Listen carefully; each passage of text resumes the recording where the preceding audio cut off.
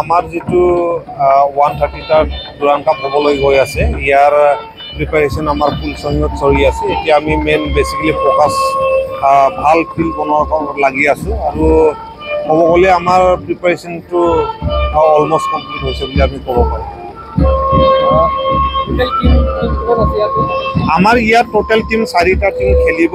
ইয়াৰে মাজত আছে এটা নৰ্থ ইষ্ট ইউনাইটেড FC, আমাৰ লোকেল টিম আছে এটা বড়োলেণ্ড FC, BSFৰ এটা টিম আছে BSF ফুটবল টিম বুলি, আৰু আপোনাৰ লাষ্ট ইয়াৰ যিখন খেলিছিলে ওড়িশা FC, তেখেতসকলো ইয়াতে খেলিব।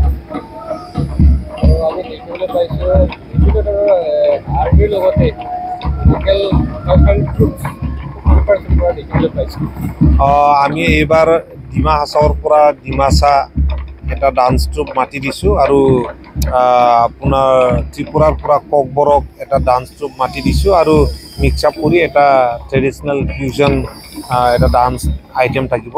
আৰু আপোনাৰ আৰ্মিবিলাকতো বিভিন্ন কালচাৰেল আইটেমছ আছেই, থাকিব।